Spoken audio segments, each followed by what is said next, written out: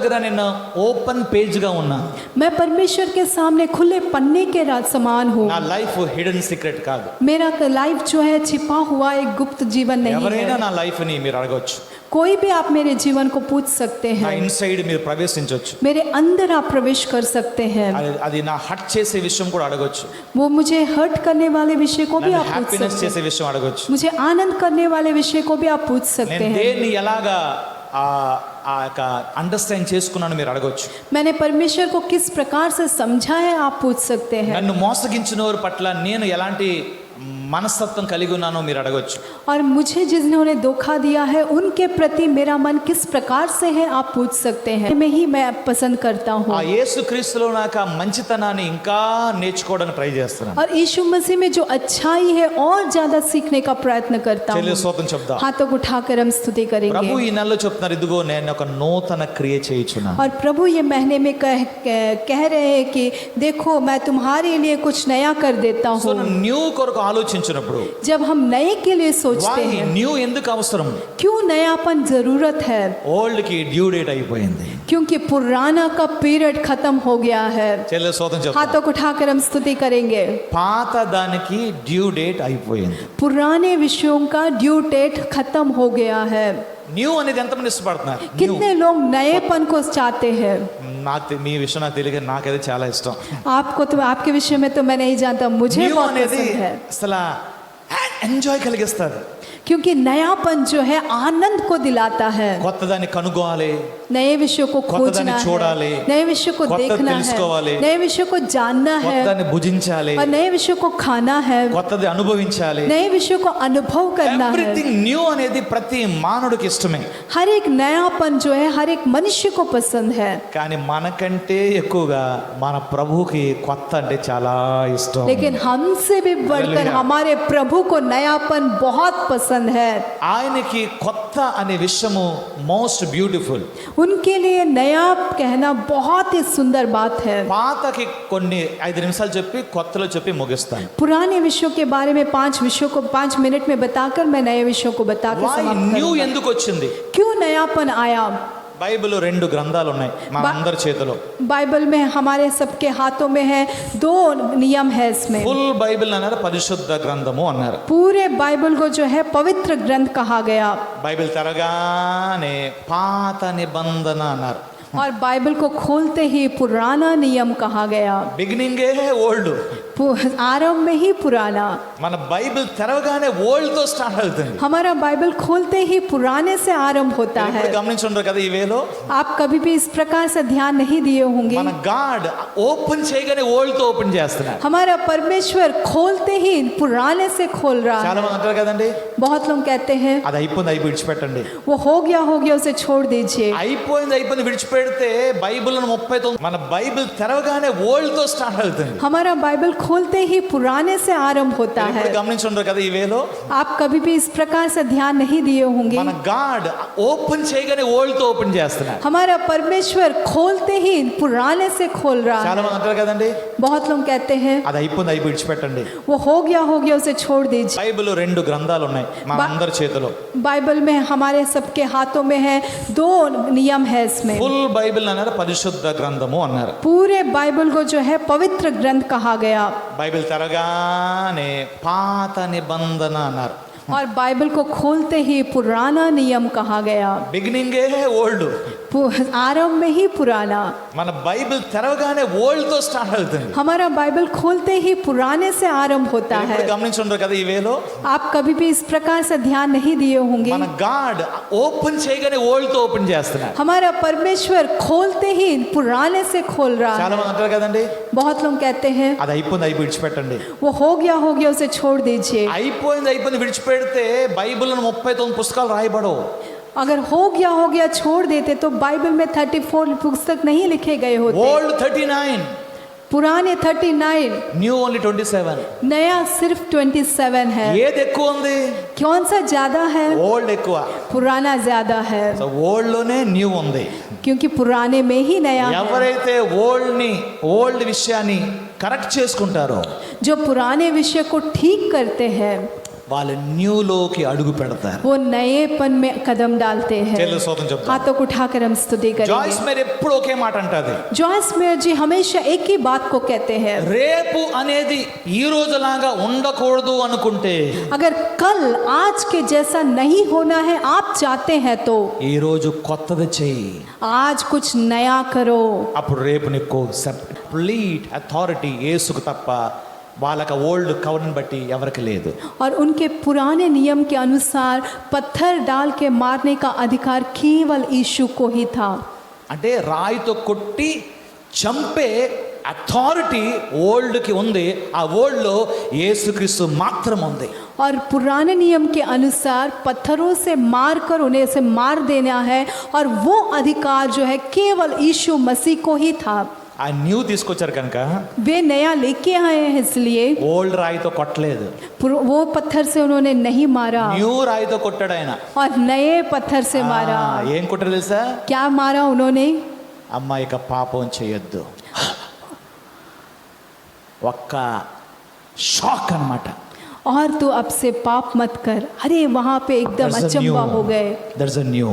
ये है नयापन. అమ్మ ఇక పాపం చేయొద్దు. और तू अब से पाप मत No more sin.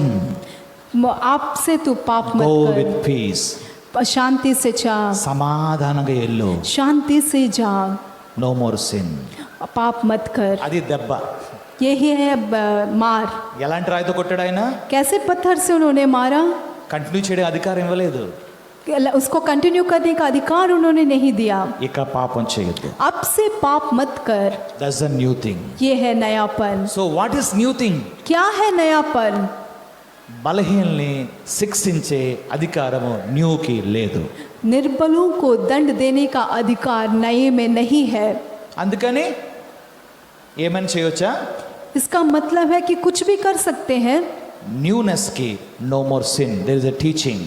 అక్కడ బోధ ఉంది, ఉపదేశం ఉంది, మాట ఉంది. What is that? No more sin, go with peace. और ఏ పాపం చేయొద్దు, సమాధానంగా వెళ్ళు. और नएपन में जो है वहाँ पे एक नया शिक्षा है और नया टीचिंग है कि यहाँ अब से तू पाप मत कर. ఎందులో సమాధానం ఉంది? ఎందులో సమాధానం ఉంది? किसमें शांति है? యేసు యొక్క బోధలో. यीशु के प्रचार నో में. More sin. अब से पाप मत कर. నేను చేస్తాను. नहीं मैं నేను करूँगा. కొత్త నిబంధన విశ్వాసని.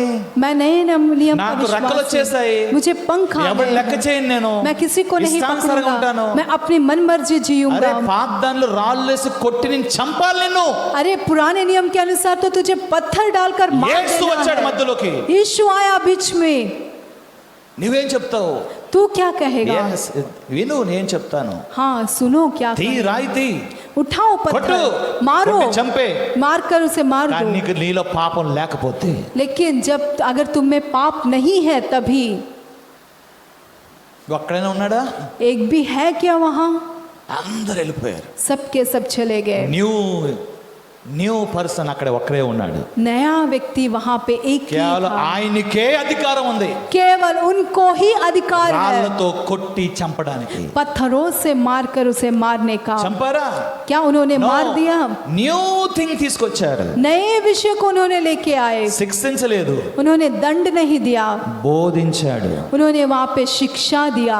మీకు ఎవరికైనా పనిష్మెంట్ ఇచ్చాను నేను मैंने क्या आप में से किसी को पनिशमेंट दिया है? అండి? మీ మీద రుణం వేసానా?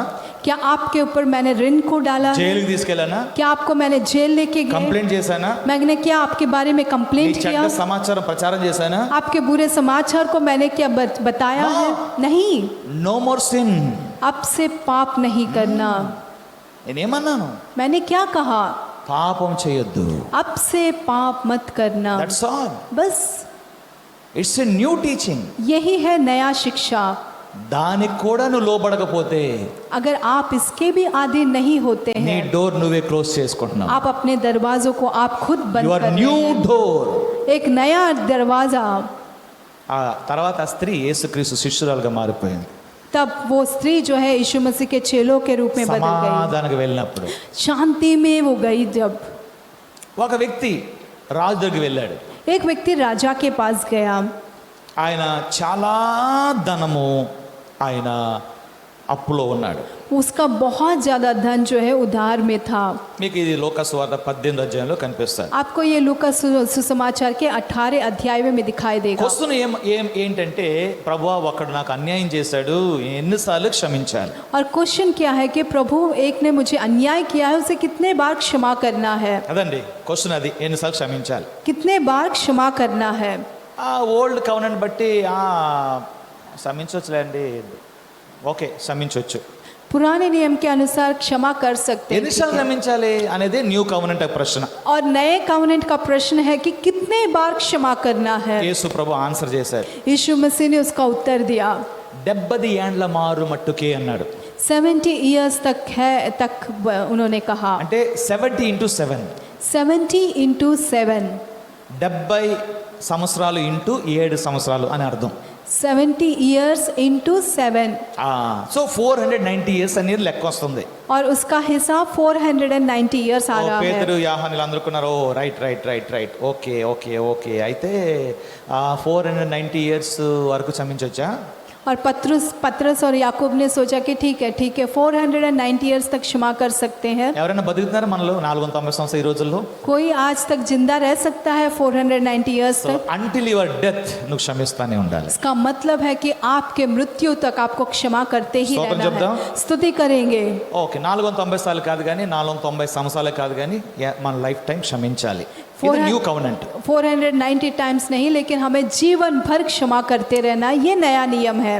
అయితే అక్కడ పరలోక రాజ్యము లెక్కలు చూచుకునే ఒక యజమాని పోలి ఉందని చెప్పి మత్తయి సువార్త 18వ అధ్యాయంలో 21 నుంచి 35 వరకు స్టోరీ ఉంటుంది.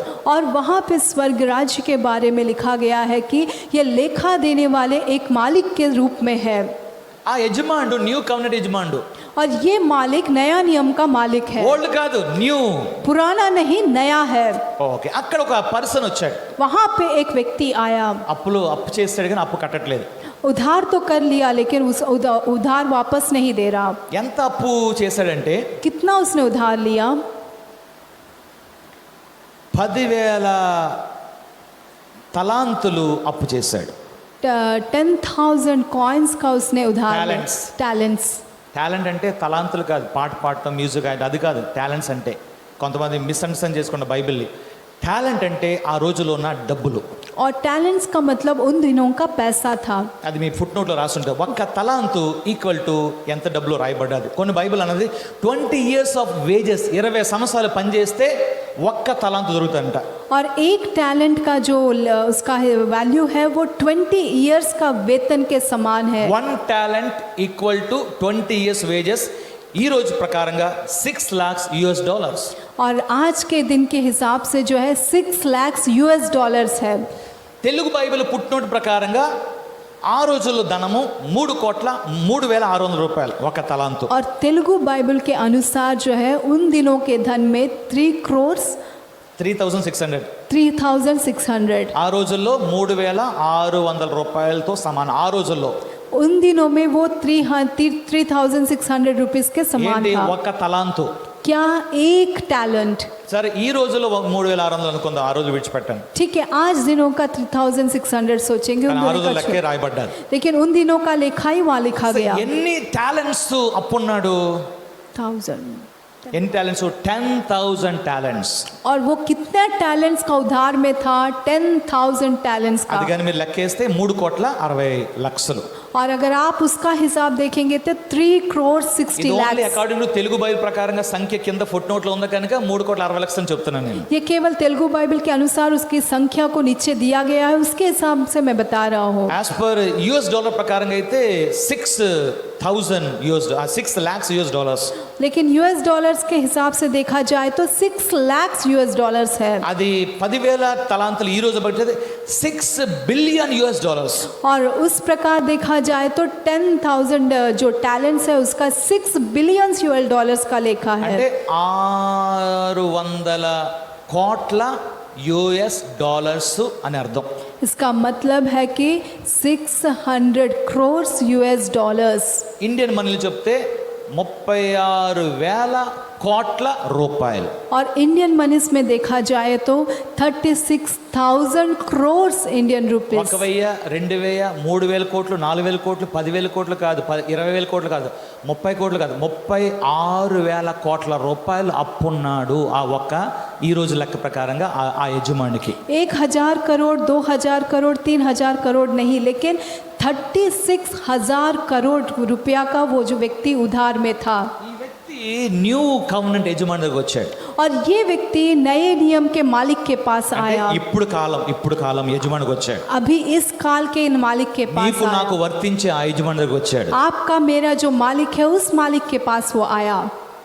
సో అన్నాడు, నీ పిల్లందరినీ భార్యని అమ్మేసి డబ్బు కట్టన్నాడు. और उसने कहा कि तू सारे अपने बच्चों को, अपनी पत्नी को, सबको बेचकर इस पैसों को तू बांध. చాలా గిడగలాడిపోయి భయపడిపోయాడు. वहाँ पे वो बहुत ज़्यादा गिड़गिड़ाया और वहाँ पे डर गया. నాపై దయ కలుగు, కృప చూపు, నన్ను క్షమించు, నేను ఆయన కాలు పడిపోయాను. और मेरे ऊपर दया कर, मुझे क्षमा कर. उसने पाँव को पकड़ा. ఆ యజమాని ఏం చేశాడంటే और वो मालिक ने क्या किया, ఆ కనికరాన్ని, ఆ క్షమాపణని నమ్మి और उस दया को उसने विश्वास कर कर నమ్మాడు.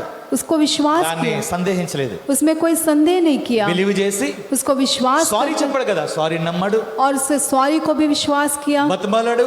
और उसको उसने विनती किया. ఆ కుటుంబం అమ్మేసిన ఆ డబ్బు తీర్చని ప్రభు అన్నాడు. और वो पूरे परिवार को बेचने से भी मैं वो पैसा नहीं दे सकता, అది उसने కూడా कहा. నేను చేసిన కానీ నీ అప్పు తీర్చని అన్నాడు. वो कर देने से भी मैं तेरे उधार को नहीं दे सकता, उसने అది कहा. విన్న యజమాని ఏమన్నాడంటే, और वो सुनकर वो मालिक ने क्या कहा, ఓకే ठीक है, నీ విషయాన్ని నేను ఆలోచించాను, तेरे विषय को मुझे सोचना ఒక पड़ेगा. నిర్ణయానికి వచ్చాను.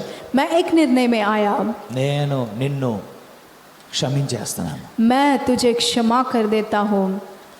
ఏం క్షమించేస్తున్నాను? क्या क्षमा करना? 36,000 కోట్ల రూపాయలు నీవు తిరిగి చెల్లించక్కర్లేదు. నీ పిల్లలు, నీ భార్య అమ్మక్కర్లేదు. నువ్వు వెళ్ళి సమాధానంగా జీవించు. 36,000 crores तुझे देने की ज़रूरत नहीं है, ना तुझे अपने पत्नी और बच्चों को बेचने की ज़रूरत है. तू जाकर शांति से जी. వావ్, कितना अच्छा था ఎంత उसके लिए. అద్భుతం. ఆ कितना अद्भुत యజమానికి है. ఎంత పెద్ద మనస్సు. वो मालिक का कितना बड़ा मन है. అన్ని వేల కోట్ల రూపాయలు క్షమించేశాడు ఆయన. उतने करोड़ों रुपयों का जो है उधार को उसने क्षमा कर दिया. క్షమించబడి బయటికి వెళ్ళాడు. और वो क्षमा पाकर बाहर निकला. ఈయనకి ఒక వ్యక్తి అప్పున్నాడు. క్షమించబడిన వ్యక్తికి ఇంకో వ్యక్తి అప్పున్నాడు. और ये जो क्षमा किया गया व्यक्ति है, उसके लिए उसके साथ ఈ एक और వ్యక్తి व्यक्ति ఎవరు? उधार था. క్షమించబడిన వ్యక్తి. ये व्यक्ति कौन है? क्षमा पाया ఎంత वाला व्यक्ति है. క్షమించబడ్డారు? ఈ రోజులు బట్టి 36,000 కోట్ల రూపాయలు క్షమించబడ్డారు. कितना ज्यादा वो क्षमा को पाया. आज के दिनों के हिसाब से 36,000 crores का उसका क्षमा किया गया. తెలుగు బైబిల్ ప్రకారంగా 3,60,00,000 క్షమించబడ్డాడు. और तेलुगु बाइबल के अनुसार 3,60 lakhs वो क्षमा को ఆ पाया. 3,60,00,000 క్షమించబడి బయటికి వెళ్తున్నాడు. और वो 3,60 lakhs क्षमा पाकर बाहर जा रहा था. ఇప్పుడు న్యూ పర్సన్, ఈయన క్షమించబడిన వ్యక్తి న్యూ పర్సన్. अभी ये नया व्यक्ति है, क्षमा को पाने New वाला person व्यक्ति है. है, नया व्यक्ति है. ఓల్డ్ పోయింది. पुराना चले गया. 3,60,00,000 పోయాయి. 3,60 lakhs चले క్షమించేశాడు ప్రభు. गया. क्षमा किया गया ఇప్పుడు ఈ प्रभु వ్యక్తి ने. న్యూ అయిపోయాడు. I am free. अभी ये I फ्री am है. new. मैं नया I am हूँ. happy. मैं खुश हूँ. సంతోషంగా వెళ్తున్నాడు. बहुत आनंद से वो जा रहा था. ఎంత ఆనందమో. कितना ఈ आनंद है. మ్యాటర్ తన భార్యతో పిల్లలతో పంచుకోవాలి. और ये मैटर उसे अपनी पत्नी मन और विడుదల बच्चों से పొందేశాం. बांटना. अरे हमने छुटकारा विడుదల पा लिया. పొందేశాం. छुटकारा विడుదల पा लिया. పొందేశాం. छुटकारा पा लिया. సడన్ గా దారిలో ఒక వ్యక్తి ఎదురవ్వాడు. अचानक रास्ते 100 में एक देनार व्यक्ति उसके अपुन्नाडु. सामने और ये आया. व्यक्ति 100 ఈయనకు दिनार का అప్పున్నాడు. उधार క్షమించబడిన में వ్యక్తి था. ఆయన ఒక అప్పున్నాడు. దేనార్ और ये जो क्षमा का पाया गया एक व्यक्ति दिनार का का वो मूल्य व्यक्ति है है 50 बइबిల్ पैसा. చెప్తుంది, ये तेलुगु ఆయన बाइबल के अनुसार 100 దేనాలు ఇంటూ 50 పైసలు ఎంత చెప్పండి? లెక్కలు తెలిసిన వాళ్ళు కొంతమంది చదువుకోలేదు కానీ ఈ విషయాలు చాలా ఫాస్ట్, అసలు టక్కుమని చెప్తారు. చెప్పండి అమ్మా, లేడీస్ బాగా చెప్తారు. డబ్బులు విషయం ఫాస్ట్ కదా. చెప్పండి, 100 దేనాలు ఇంటూ 50 పైసలు ఎంత? చదువుకోని వాళ్ళు చెప్పేస్తారు టక్కుమని.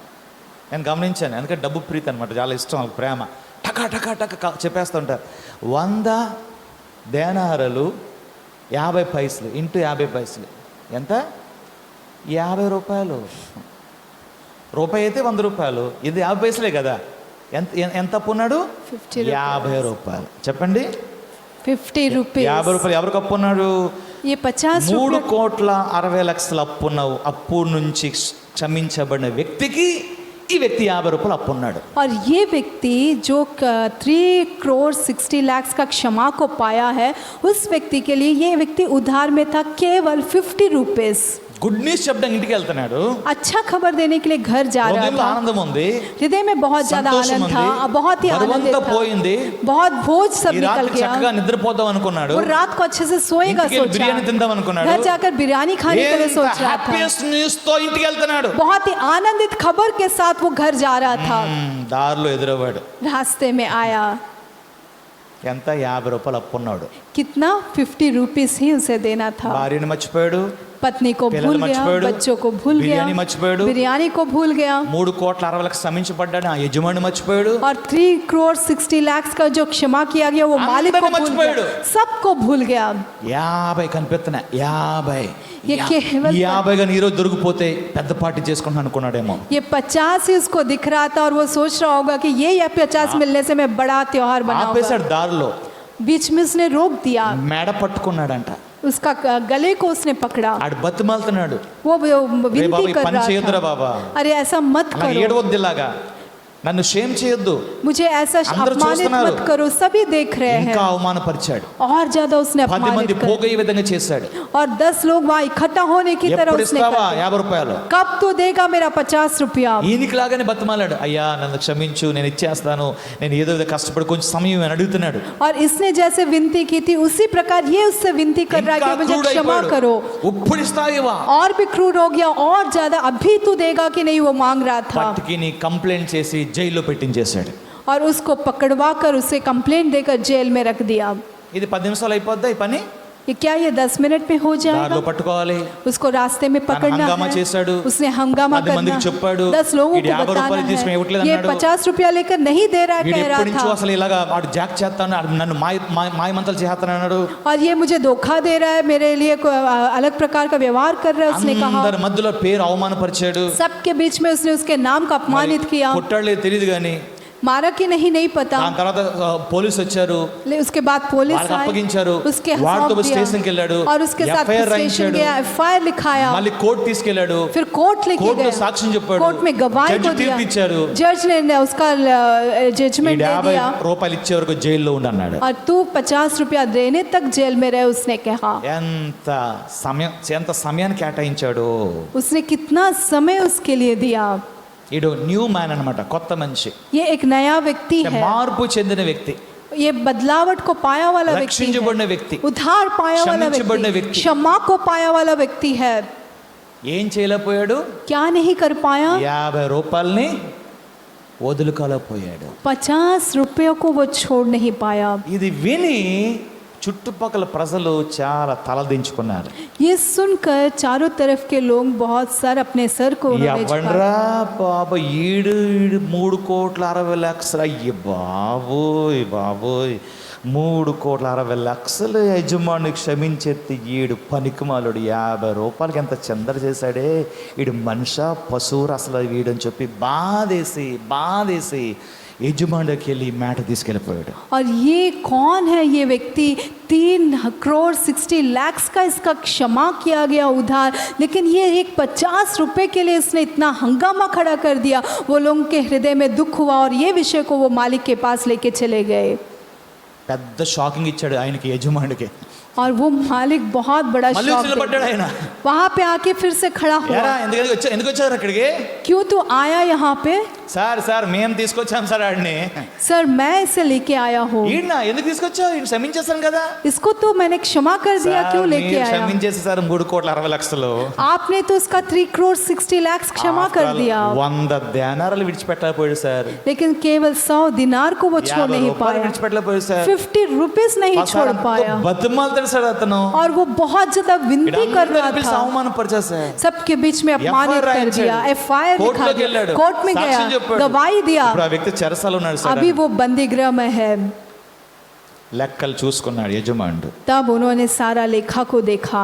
3 కోట్ల 60 లక్షలు డెప్త్ నుంచి డెప్త్ క్యాన్సర్ అని రాశాడు. ఫ్రీ అని రాశాడు. ఇప్పుడు మరలా పేరు డెప్త్ లిస్టులోకి వచ్చేసింది, మరలా అప్పు లిస్టులోకి వచ్చేసింది. 3,60,00,000 చెల్లించే వరకు వీడిని బందీ గృహంలో పెట్టండి అన్నాడు. अभी जो है 3,60,00,000 का जो लेखा वो मालिक ने क्षमा कर दिया था। वापस जब उसने देखा तो वहाँ पे जो है उद्धार के जगह वापस उसका नाम लिखा गया और वो चुकाने तक उसको बंदी गृह में डाल दो करके उसके लिए न्याय किया गया। న్యూ మ్యాన్ మరలా ఏమైపోయాడు? 50 రూపాయలు క్షమించడం వలన ఓల్డ్ అయిపోయాడు. पुराना नया व्यक्ति वापस क्या हो गया? केवल 50 रुपया क्षमा नहीं करने के कारण पुराना మన व्यक्ति हो गया। జీవితంలో న్యూ థింగ్స్ దేవుడు చేస్తున్నాడు. हमारे जीवन में परमेश्वर नए कार्यों को कर रहा है। మనం దాన్ని నిలబెట్టుకోవట్లేదు. हम उसको जो है खड़ा नहीं ఏమైతే कर पा ప్రభు నుంచి रहे। పొందుకుంటున్నామో जो हम परमेश्वर से पा रहे हैं అది ఇవ్వట్లేదు. वो हम नहीं दे पा रहे। మనం ఎక్కడెక్కడైతే ఇలాంటి పనులు ఉన్నామో same curse, same sin, same thing నీ లైఫ్లో రిటర్న్ వచ్చేస్తుంది. Be careful. हम जहाँ जहाँ ऐसे स्थानों पे हैं सेम कर्स और सेम विषय वापस आपके जीवन में आ जाएगा। ध्यान पूर्वक रहिए। ఎవ్రీథింగ్ రిటర్న్ వచ్చేస్తుంది, सब कुछ वापस आ जाएगा, మరలా తిరిగి వచ్చేస్తుంది. वापस फिर आ నువ్వు जाएगा। ఎంత బతుమాలినా నీకు నిత్యత్వం అనుగ్రహించబడదు. आप कितना भी विनती करेंगे आपके लिए अनंतता मिला नहीं मिलेगा। నేను న్యూ కవెనెంట్ చెప్తాను, ఓల్డ్ కవెనెంట్ కాదు. ట్రూ యేసుక్రీస్తు చెప్పిన నా బైబిల్లో రెడ్ అక్షరాలతో ఉంది ప్రభు చెప్పిన ఉదాహరణ ఇది. और ये मैं नए नियम में बता रहा हूँ, पुराने नियम में नहीं। ये सच है, यीशु मसीह कहे हुए న్యూ बातें हैं అవట్లేదు, ये। కొత్త దానిలో వస్తున్నాం కానీ కొత్తగా జీవిస్తలేదు. क्यों नए नहीं हो पा रहे? नएपन में तो आ रहे हैं लेकिन नया ఉచితంగా जीवन नहीं जी रहे। క్షమించబడుతున్నాం. हम जो है मुफ्त रीति से क्षमा को पा रहे हैं। మన గుండెల్లో క్షమించకుండా ద్వేషాన్ని పెంచుకుంటూ జీవిస్తున్నాం. New life is so dangerous. నిన్ను, నీ కుటుంబాన్ని, వంశాన్ని నాశనం చేసేస్తుంది. ఒకవేళ కానీ మరలా తిరిగి దేవుడి నుంచి పొందుకుందని కానీ మనం ఇవ్వకపోతే. हमारे हृदय में तो ना क्षमा नहीं करते हुए उस द्वेष के साथ ही आगे बढ़ रहे हैं। अगर ऐसा जिएंगे तो आपका जीवन, आपका परिवार, आपका वंश सब नाश हो जाएगा।